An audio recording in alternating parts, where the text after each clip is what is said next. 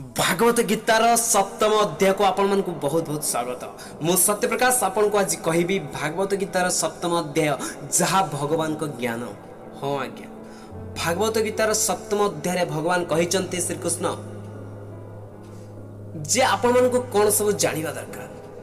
जे Bhagavat guitar सप्तम अध्याय भगवान को ज्ञान रे किभଳି ए संसार को भगवान चलांती आपण जानी परिबे।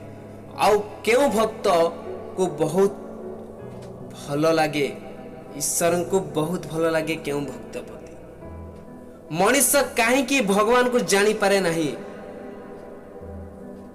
भगवान श्री कृष्ण अर्जुन को कहउचंती, हे अर्जुन मु एबे तुमको कहबी जे ज्ञान जहा जानिला परे तुमको ए दुनिया रे कौनसी भी ज्ञान जानिबा दरकार नहीं। हजार हजार लोक मते भक्ति करती, मते पाया पाई चेष्टा करती, किंतु तांको भितरु संपूर्ण मनोभाव सहित संपूर्ण प्रेम सहित से ही मते प्राप्त करि पारे। जे मते संपूर्ण तार सबु मनोभाव सबु सहित श्रद्धांजलि दे मते ही भल पाइଥାଏ, से मते ही प्राप्त करि पारे। मोर दुईटी रूप अछि अर्जुन, भल से मन रख अर्जुन, भल से मन रख। मोर दुईटी रूप अछि, गोटे होछि जड़ रूप, पृथ्वी अग्नि जल वायु आकाश मन बुद्धि सबु सेतिरे अछि, अहंकार मध्य सेतिरे अछि। द्वितीयटी होछि चेतन रूप, जेउथिरे पृथ्वीर चक्र मध्य अछि, समय को भी मुहि चलाई थाए अर्जुन। जल सूर्य चंद्र ओंकार रे मुहि अछि अर्जुन। पृथ्वीर समस्त पवित्र ग्रंथ रे मु अछि। बुद्धिजीवी तपस्वी तेज रे सबुथिरे ए संसार मुहि अछि अर्जुन। सबु जगह रे सबु स्थान रे धूली कोणा रे भी मु अछि अर्जुन। ए संसार लोक सांसारिक माया रे गुलाम अटंती, सेति पई लोक मते जानी पारंतिनी। वास्तव रे संसार माया रे मोहरी अटे। ए माया मोह सबु मोहरी अटे अर्जुन, किंतु वास्तव जेउ मनीष मोहरी माया जाल को भांगी दे थाए से मोहर ही होई जाई थाए अर्जुन। ए माया जाल को जे कोनसी प्राणी जदि भांगी दे थाए ताहले से मोहते ही प्राप्त करि थाए।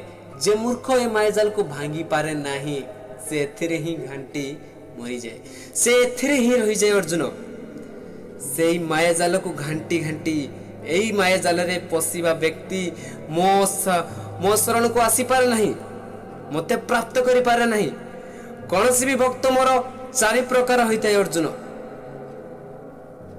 मते पूजा करि थाए, किए प्राप्ति चाहे वाला, किए जने दुख संकट रे मने पकाए वाला, तो किए मते बहु जन्मरु जानी मो प्रति इच्छा रखिया वाला।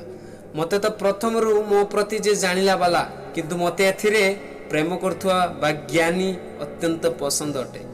मते जे भक्तिर सहित डाके एवं मते जो ज्ञान भाव द्वारा से जीतिबा को चाहे, सेही भक्त मोर बहुत पसंद अटे।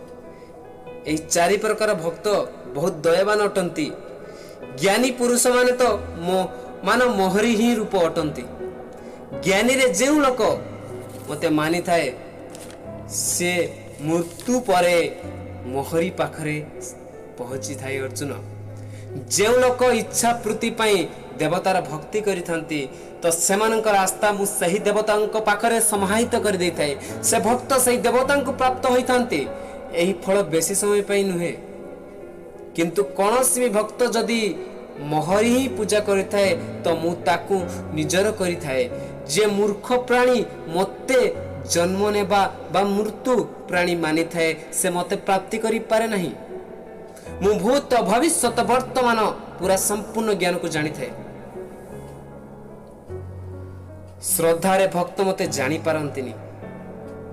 जेते बेले सांसारिक माया को छाड़ी मते भक्ति करंती, ए संसार रे भगवान श्री कृष्ण कहउचंती जेते बेले आपण माने सांसारिक माया को आपण मान पाखरे जहा सब डिस्ट्रैक्शन अछि, जहा सब माया अछि, आपण देखुचंती भगवान सृष्टि रो जो स्त्री पुरुष नारी अहंकार राग क्लेश दुख दरिद्रता जहा सब आपण मान को देइचंती, आपण मानकु ताकू जदि छाड़ी आपण माने भगवान को जदि स्मरण करंती आपण जदि तांकु थरे मने पकांती तो भगवान एथि कहउचंती जे आपण तांकु ही प्राप्त करंती जेते बेले आपण तांकु ही भक्ति करंती तो तांकरी पाखो को आपण जानती से मृत्युरु मध्य मुक्ति पाई थाए से मते ही प्राप्त करि थाए तेबे दर्शक बंधु आपण ए चैप्टर कोन सिखिले भागवत गीतार 10 माने सप्तम अध्याय माने जदि यहा को हमें आम जीवन सहित तुलना करिबा ताहाले एथिरे कहा जायछि जे आपण माने जीवन रे गोटे टार्गेट करंती ना करंतीनी करंती आपण समय जीवा पर से टार्गेट को मते भूली जानती सेति पई बहुत कष्ट करूथबा व्यक्ति टार्गेट रु भटकी जानती भी बहुत लोक अछंती बहुत कष्ट करूथबा व्यक्ति मते टार्गेट रु भटकी जाय कारण ता पाखर से डिस्ट्रैक्शन बहुत थाए दुख दरिद्रता जो मु कहले अहंकार माया मोह बहुत किछि ता पाखर घेरी जाय जहा फल रे से जो भगवान को सृष्टि रो माया रे से जड़ित होई जाय जहा फल से बाहरी पारेन से मायारो ता निजको से मायारो बाहर जदि न करि पारिला ताहले से किछि भी करि पारेनी से जदि ता निजको से मायारो काढी दे पारिला से बहुत आगे को बढ़ी गला आउ जदि से ए डिस्ट्रैक्शन रे निजको बाहर करि पारिला निज टारगेट को मन रे रखी ता लाइफ रो डिसीजन को से टारगेट रे निज लाइफ रे नहीं डिसीजन को मन रखी से आगे को बढ़ी चलीला तेबे एही प्रकार लोक निश्चय ता टारगेट पाखरे पहुंचीबो आ जे भाबिला जे एते टारगेट फारगेट कोन हबो ए लाइफ रे तो मजा नबा दरकार लाइफ रे केबे भी कोन हेई पारे केबे भी मृत्यु आसी पारे केबे भी कोन भी हेई पारे तो गीता रे से भली व्यक्ति को मूर्ख कह जाय छै से भली व्यक्ति मूर्ख अटंती से भली व्यक्ति किछि करि पारंती नि जीवन रे